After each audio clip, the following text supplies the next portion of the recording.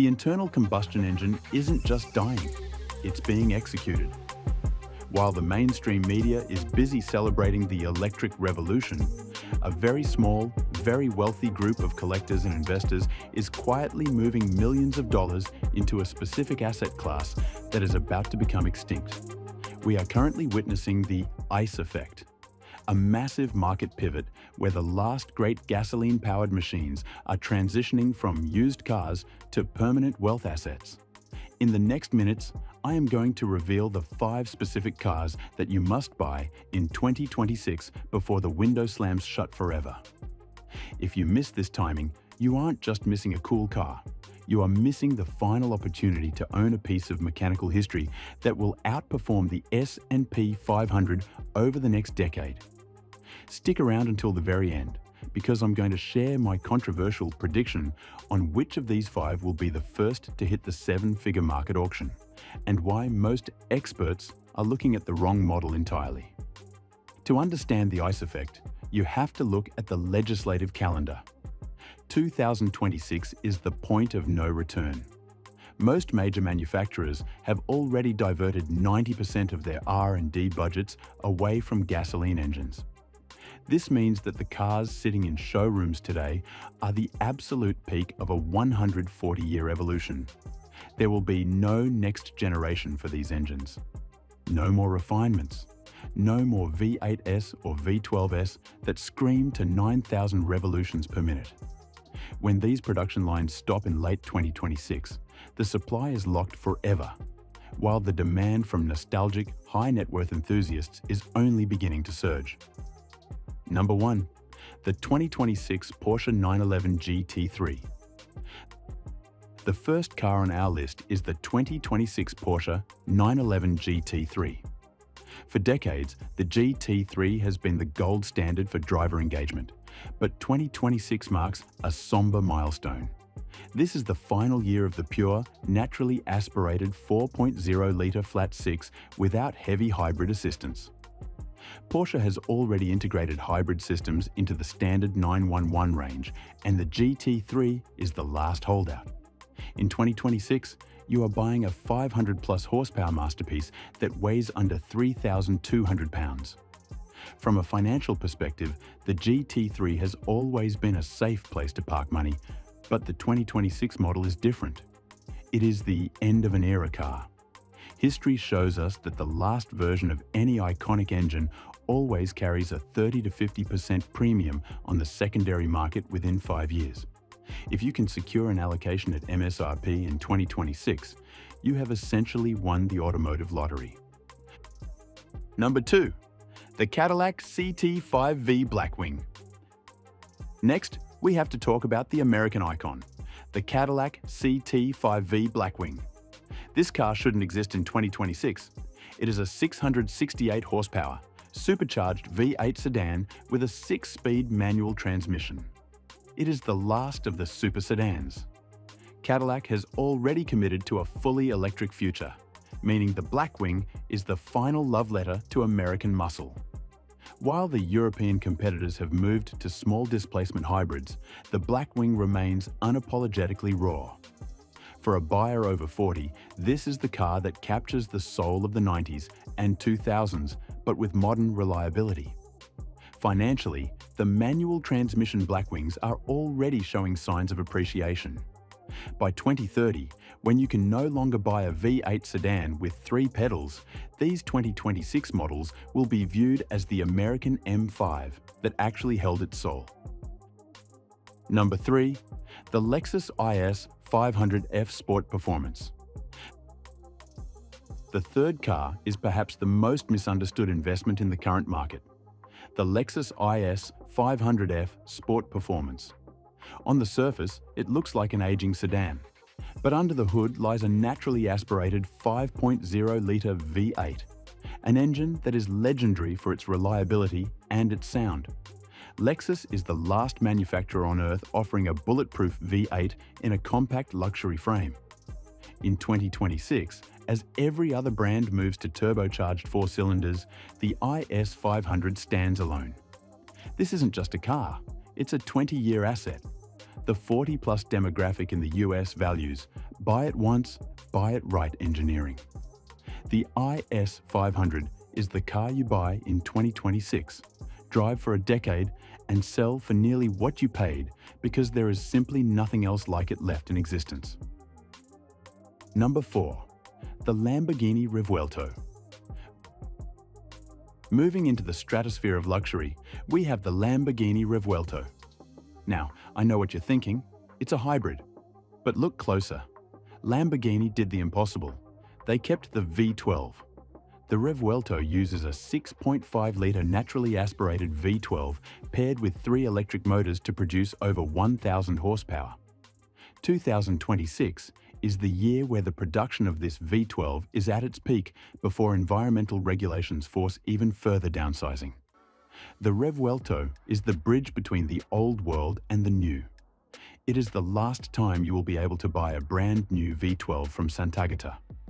The ice effect here is driven by the sound and the soul of that engine.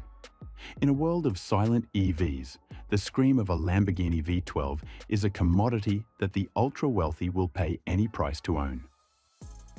Number 5. The Mercedes-AMG G63. The fifth and final car is the Mercedes-AMG G63. We've talked about the G-Wagon's tax benefits, but the 2026 model is a unique investment for another reason. It is the final year of the pure V8 G-Class before the EQG, and smaller hybrid powertrains become the dominant force. The G-Wagon has a GVWR that makes it a tax shield, but the V8 engine makes it a legacy asset.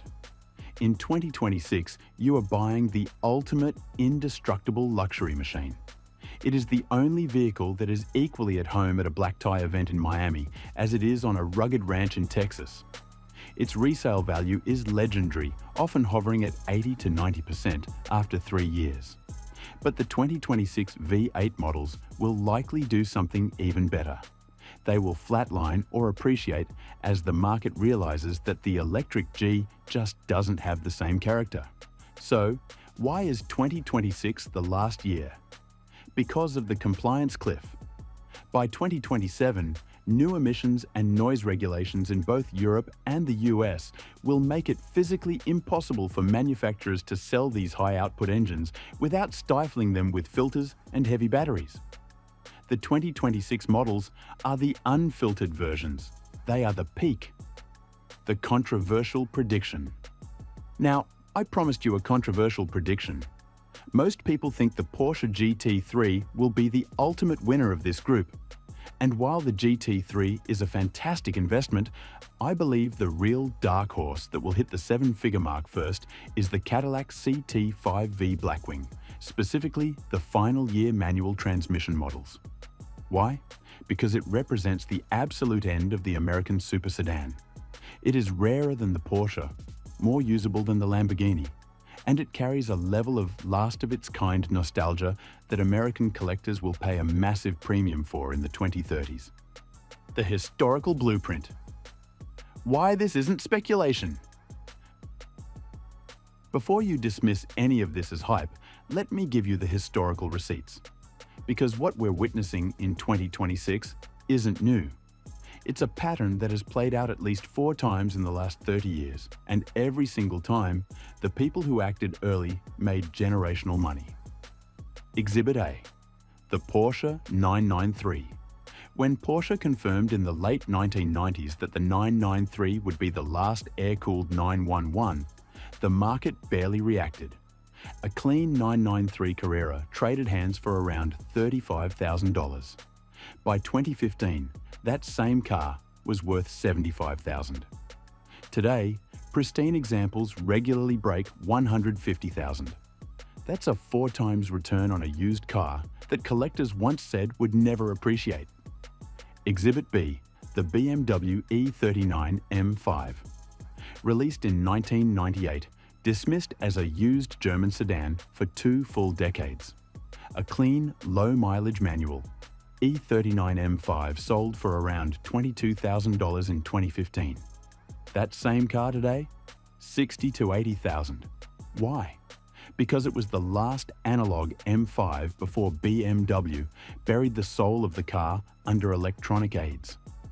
Exhibit C, the Dodge Viper ACR. When Dodge killed the Viper in 2017, final year ACR models stick at around 140,000. The most desirable configurations now trade north of 300,000 in under a decade. Exhibit D, and this is the one that should scare you into action, the Ferrari F40. In 1995, a used F40 could be had for under $300,000. Today, the same car trades between 2.5 and 3.5 million. The people who bought in 1995 weren't geniuses. They were just early. Notice the pattern? In every single case, the market didn't wake up until the production line was cold. By then, the supply was locked forever, and the only way in was to overpay another collector who was already sitting on the asset. The people who won bought the car while it was still on the dealer lot at sticker price before the rest of the world understood what was ending. This is exactly where we are in 2026 with the 5 cars I just walked you through. You are not looking at a prediction. You are looking at a 30-year pattern that is about to repeat itself for the 5th time. The 3 fatal mistakes that will cost you 6 figures. Now, here's where most people screw this up. Having the right car isn't enough. I've watched wealthy, intelligent buyers hemorrhage value because they violated 3 non-negotiable rules of car investing. Mistake number 1, driving it like a normal car. Every 1,000 miles you put on a collectible is roughly 1 to 2% off the long-term value. A GT3 with 2,000 miles isn't just slightly more valuable than one with 20,000 miles. It's in a completely different pricing tier. If you want a daily driver, buy a second car.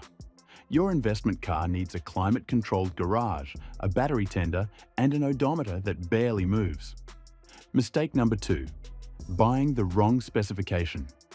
On a GT3, that means the wrong color, the PDK instead of the manual, and skipping the Weissach package. On a Blackwing, it's choosing the automatic over the 6-speed. On a G63, it's a beige interior that nobody wants in 10 years. The collector market is brutal about spec. The same model in the right configuration can be worth nearly double the wrong one. Research the collector spec before you sign anything. And when in doubt, manual, a classic color, and every performance option. Mistake number 3, paying dealer markups. I know this one hurts because getting an allocation feels like winning the lottery. But a $50,000 markup on a $200,000 car is $50,000 of instant, unrecoverable depreciation. You are prepaying the appreciation you're supposed to be earning. Build relationships with dealers in smaller markets, the Midwest, the Mountain West, the Carolinas, where markups are softer. Pay MSRP or walk away. There is always another car. The sleeper tier, 3 cars that didn't make the top 5. If the top 5 are already sold out of budget or impossible to allocate, there are 3 sleeper picks that smart money is quietly accumulating right now. First, the 2026 BMW M2 with a manual transmission. It is almost certainly the last manual M car BMW will ever build. Under $70,000, it is by far the most accessible entry on this entire list, and the manual take rate is so low that these cars will be dramatically rare within a decade. Second, the Ford Mustang Dark Horse with the 5.0-litre Coyote V8 and a 6-speed manual. Ford has already signaled that the next generation Mustang will go hybrid. The final pure V8 Dark Horse, especially handling package cars, is the blue-collar version of the Blackwing Thesis. Same playbook, a fraction of the price. Third, the Aston Martin V12 Vantage. Aston Martin has confirmed the V12 has one more generation in it and probably not much beyond that. If you have the capital, a V12 Vantage is the British version of the Revuelto Play at roughly half the cost and with a fraction of the production numbers.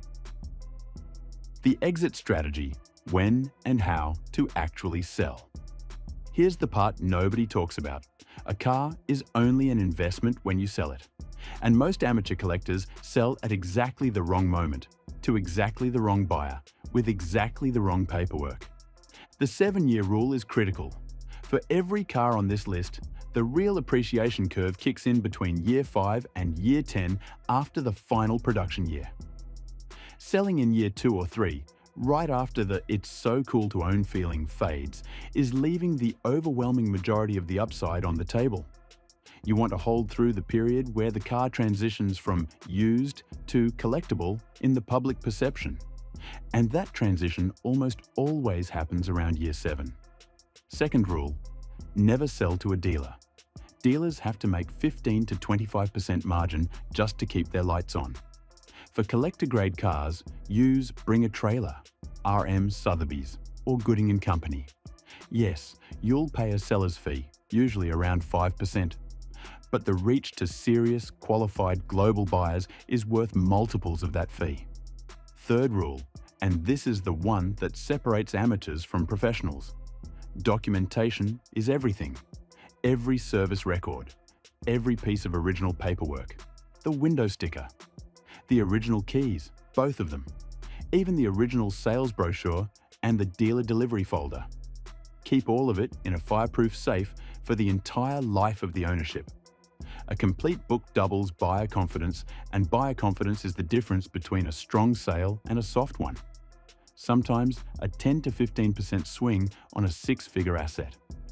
Treat the car like the financial instrument it actually is, not like a toy. The collectors who win treat every receipt like a stock certificate. The ice effect is real, and the clock is ticking. You have roughly 18 months to position yourself on the right side of history. You can either be the person who bought the last of the greats, or the person who watched from the sidelines as these machines became unattainable. Stop looking at these as cars and start looking at them as mechanical gold. Call your dealer, check your allocations, and most importantly, talk to your financial advisor about how to move these into your portfolio. The era of the engine is ending, but the era of the ICE investment is just beginning. Stay powerful, stay luxury. I'll see you in the next one.